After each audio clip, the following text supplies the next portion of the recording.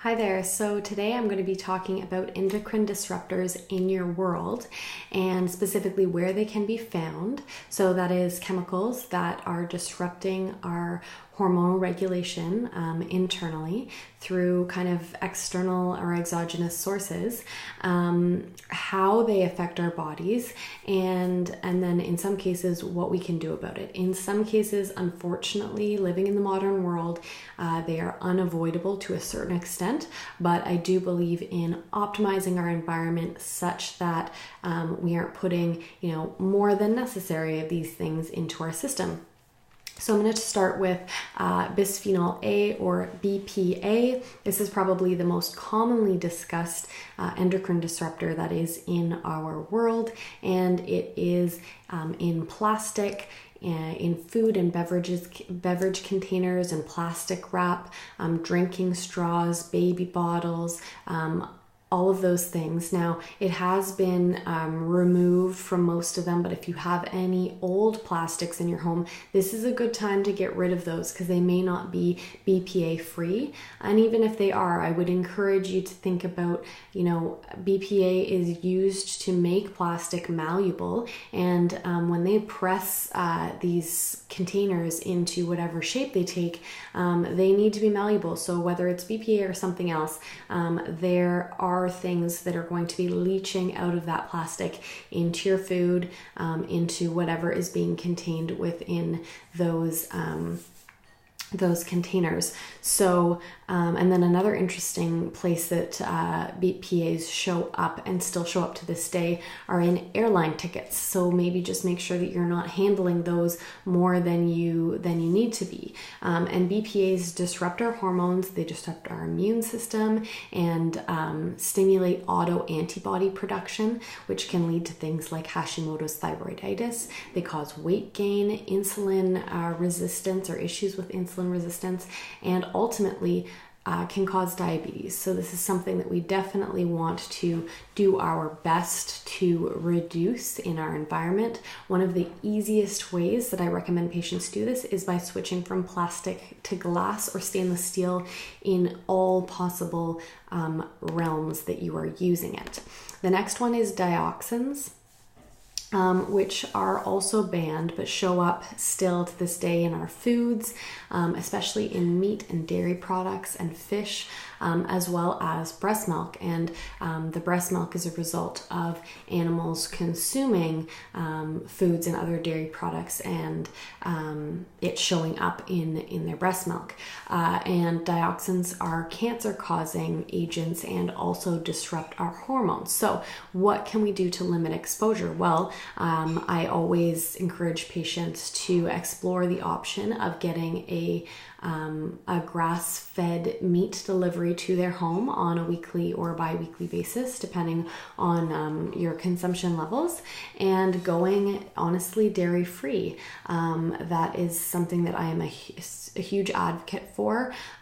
We have many other ways to get our calcium levels up these days in our diet without consuming dairy, so that is definitely something to consider here.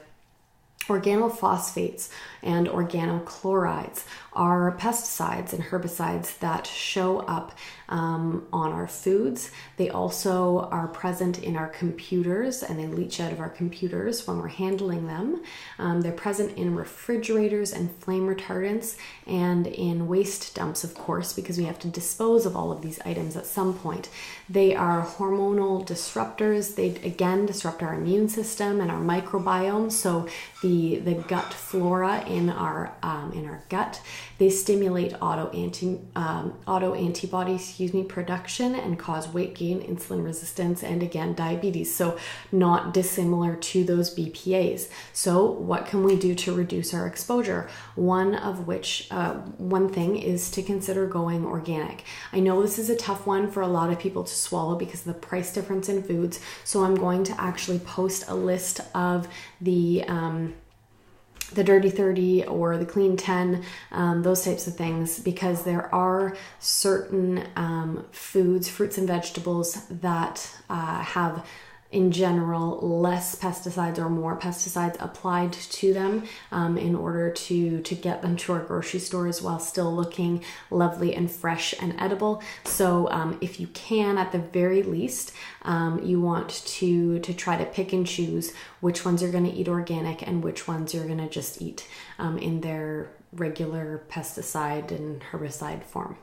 or with them applied to them. Parabens are in thousands of foods, cosmetics, and pharmaceuticals, and ultimately they disrupt our hormones. So what I suggest here is just that you reevaluate the cosmetics that you are using and try to use a cleaner version. I'm going to give you a tip for that later on as to how you can figure out what products are clean and which products are dirty in this sense. PBDEs are flame retardants and are found in a shocking number of household items. Most of our furniture, mattresses,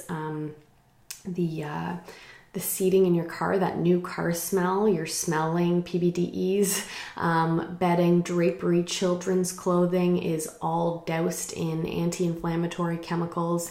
Our computers, televisions, and nursing pillows, like literally everything that is sold in Canada and the United States for use in children, specifically infants, is usually covered in flame retardants, which is a little scary. Again, they have severe impacts on hormonal regulation. They impact the thyroid because they contain bromide, and they block the effect of T4 on brain development and function. So this is a huge deal. That being said, even as a mom myself, I find it very, very hard to avoid, practically, because they're everywhere. And if you want to buy products at a reasonable price, it becomes very, very difficult to avoid them. So I will work on a better tip for that one, but myself, I haven't found it yet, other than to purchase local handcrafted artisan made clothing for your children specifically, which can be tough on the pocketbook.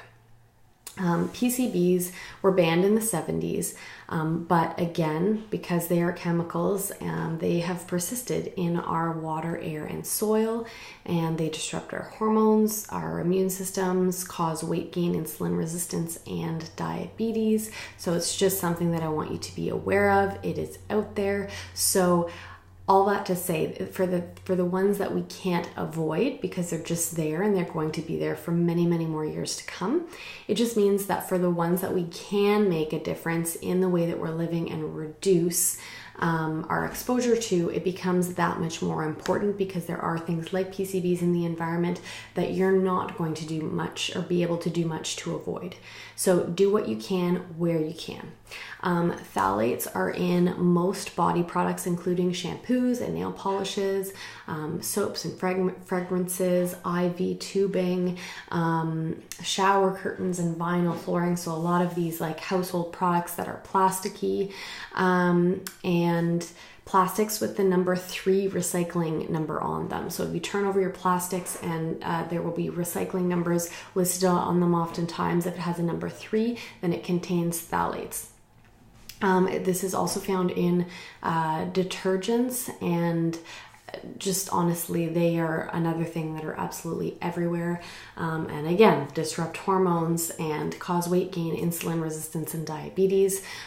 Something that we can do again to avoid that is using an app that I want to introduce you guys to now, which is called Think Dirty. So you can download it onto your phone. You can use it, I believe, online as well. And you can type in the product that you have a question about, or on your phone, you can actually scan the product and it will give you a rating of how dirty or clean the product is.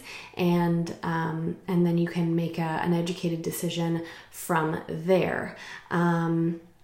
And then triclosan is found as a bactericide, so it's an antibacterial hand soaps, and hand cleaners, toothpastes, and deodorants. So and it disrupts hormones. So the triclosan is something to look for as well in your body care and home care products moving forward. But again, guys, just try that Think Dirty app. I would love for you to let me know what you think about it and get back to me. Hope that was helpful. Take care. Bye.